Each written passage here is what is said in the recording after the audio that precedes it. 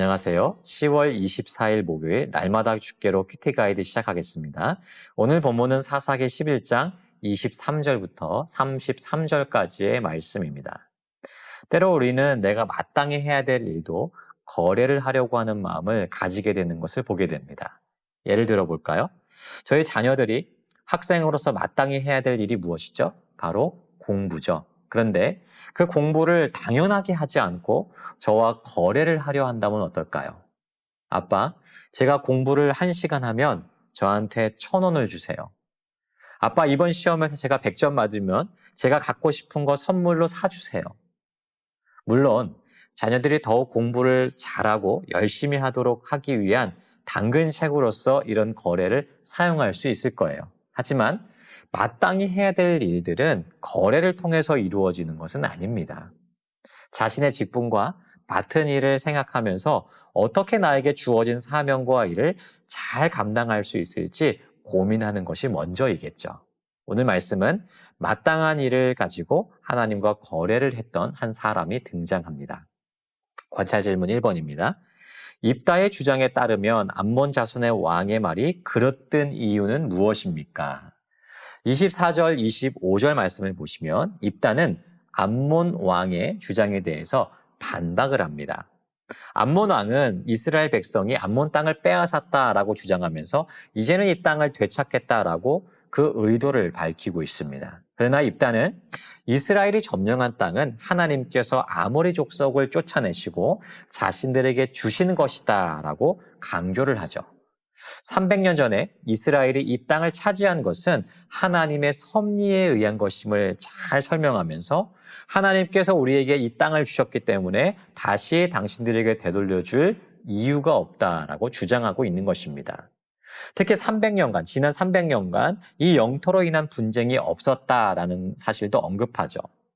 모압 왕 발락도 이스라엘의 땅을 돌려달라라고 하지 않았기 때문에 이 땅은 온전히 이스라엘의 소유다라는 사실을 밝히고 있는 것입니다. 관찰 질문 2번입니다. 입다는 누구에게 문제를 해결해 주길 구합니까? 27절에서 입다는 하나님께 이 분쟁을 해결해 주시기를 구하고 있어요. 그는 암몬 자손의 요구가 부당하다라고 선언하면서 최종적인 판결은 하나님께 맡기겠다라고 이야기합니다. 특히 여기서 입다는 하나님을 심판하시는 여호와라고 지칭하고 있죠. 말 그대로 하나님을 재판장이라고 부르고 있는 것입니다. 하나님께서 이 일에 대해 재판장이 되어주셔서 모든 일에 올바른 판단을 내려주시기를 구하고 있는 것이에요. 입다는 이 일이 하나님과 사람, 혹은 민족과 민족 사이에게 벌어진 단순한 영토 분쟁이 아니라는 사실을 믿고 있었어요. 이 모든 일이 하나님으로부터 온 사실을 잘 알고 있었습니다. 그래서 이 일은 사람의 지혜와 힘이 아니라 하나님의 뜻에 따라서 해결되어야 된다는 사실도 너무나도 잘 알고 있었죠. 그는 하나님의 주권을 인정하면서 하나님께서 정의로운 심판을 내려주실 것을 확신하고 있었던 거예요. 관찰 질문 3번입니다. 입다에게 무엇이 임합니까? 29절에서는 하나님의 영이 입다에게 임하는 것을 보게 되죠. 이로 인해 입다는 자리에서 일어나서 이스라엘 백성을 이끌고 암몬 자손과 싸울 준비를 하게 됩니다. 하나님의 영이 임했다는 것은 그에게 하나님의 특별한 능력이 임했다는 것을 뜻해요. 구약 성경에서 하나님의 영은 특별한 직분과 역할, 혹은 사명을 맡은 사람들에게 특별한 때에 임했습니다. 이를 통해서 하나님께서 그와 함께 하시며 그를 통해서 하나님의 뜻을 이루어 가겠다라고 하는 그 하나님의 계획을 나타내시는 것입니다. 이제 입다에게 하나님의 영이 임했다는 것은 하나님께서 그를 통해서 이루실 큰 일이 있다는 것을 나타내는 것이고, 이제 입다는 그 일을 이루는 일만 남게 된 것이죠.